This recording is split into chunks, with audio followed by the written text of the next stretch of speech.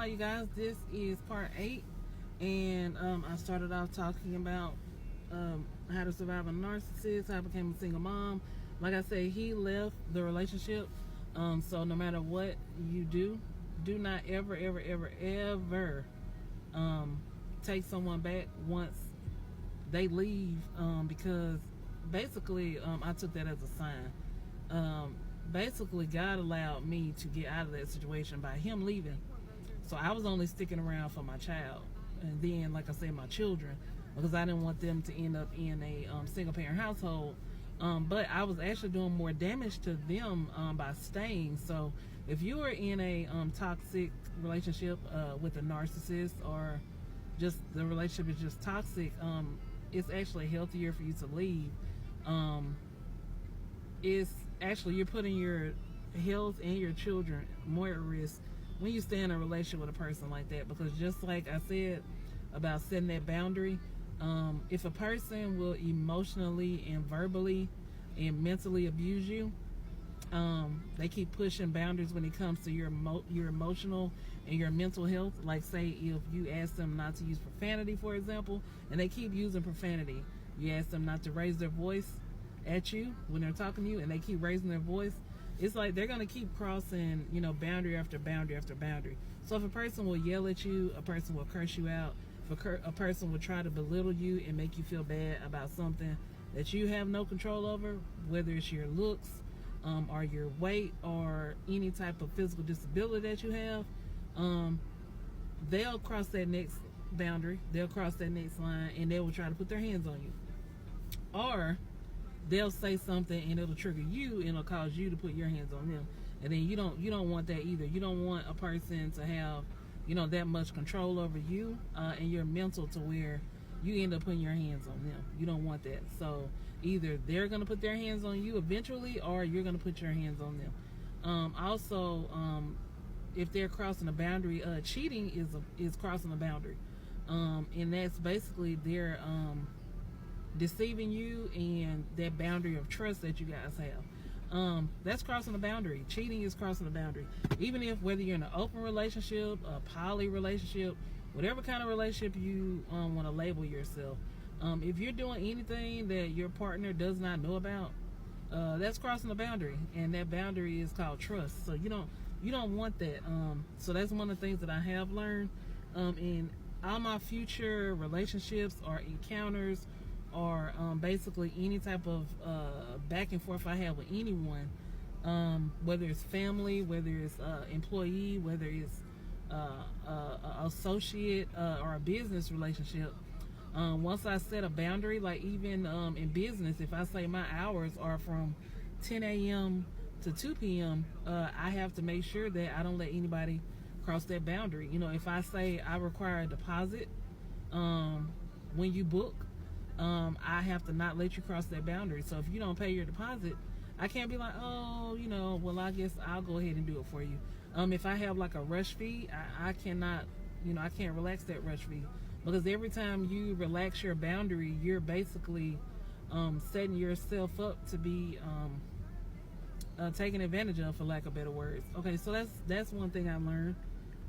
Do not let anybody cross any boundary that I set for myself. I'm also teaching that to my children too, far as their bodies is concerned. Like I said, I'll get more into what happened to me as a child, but that's one thing too that I'm making sure I teach my small children, is that their bodies belong to them.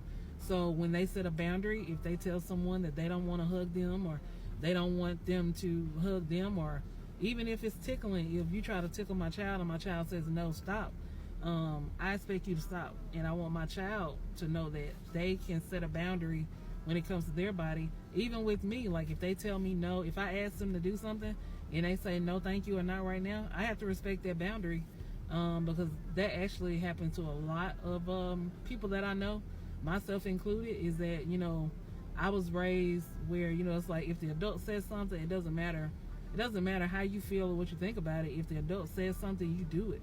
Like, it doesn't, and I'm not raising my children like that, because you're basically you're setting them up for failure when you don't teach them about boundaries, and then you tell them, oh, it's okay to relax that boundary when it comes to adults.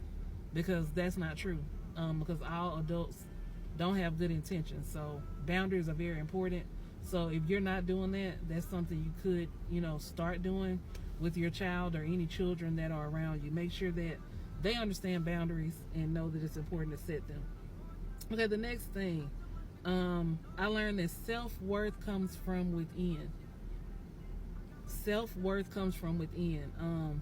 So even though my love language is not words of affirmation, that's not my love language at all. I don't need anybody to tell me that I'm doing good or whatever, but it is nice to hear it. So that is one of the things that I was showered with in that relationship. He was always, trying to validate me with words and also with actions. But you need to know that you are worth it no matter what. No matter what anybody says, you're worth it because God made you. There's nothing that nobody can say or do that is going to devalue you or make you not be worth it. That is another thing a narcissist does. Like, they build you up. They build you up just to break you right back down. So all the things that they bragged on, like, oh, you're so smart. Oh, you always have a comeback. Oh, you always have something to say. Oh, I love it. You joke so much. At the end of the day, they're going to start calling you smart mouth and, oh, you talk too much, or, oh, you get on my nerves, or, they're going to basically flip whatever it is that they bragged on you about in the beginning.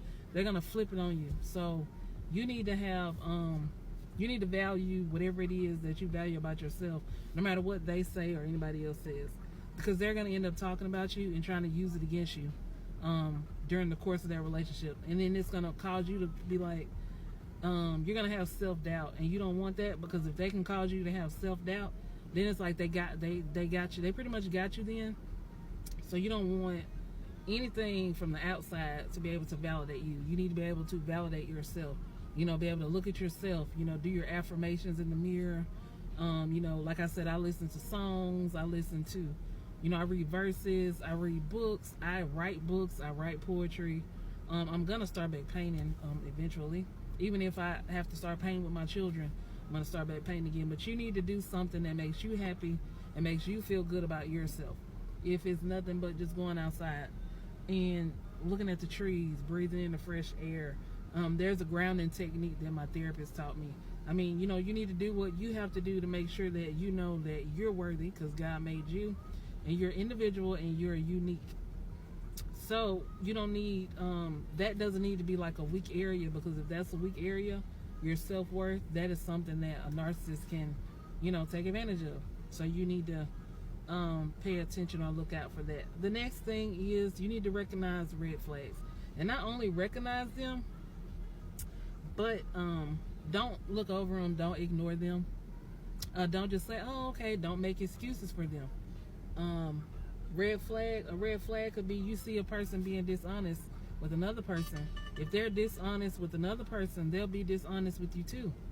Like I said, I sat back and I listened to him be very dishonest with the other children, the other mothers of his children and his other children. He was very dishonest with them, dishonest with his family. So I mean, I didn't feel like he had any reason to be dishonest with me, but he didn't have any reason to be dishonest with them either. So if they're dishonest with one person, they'll be dishonest with you too. If they'll cheat on the other person, they'll cheat on you too. Even if you tell them that, okay, we're not in a relationship, you don't have to lie to me, they'll still do it. They will still be dishonest with you because they have gotten into that habit, and it's a practice, and it has been working for them all this time. So they're not going to stop just because it's you. There's nothing that you can say or do to make them stop doing that. They'll stop when they want to. So don't look over those red flags. If they are very aggressive and loud with other people, they'll eventually be aggressive and loud with you too. So don't look over that. If I have basically not ignored the red flags, then that relationship would not have lasted as long as it did, and I would not have my two beautiful children. So although my beautiful children are blessings and they are meant to be here, and I have no regrets, do not look over or ignore those red flags, because basically those are the things that they're using to take advantage of you in that situation. So you can survive just like I did, and stay tuned for the next part.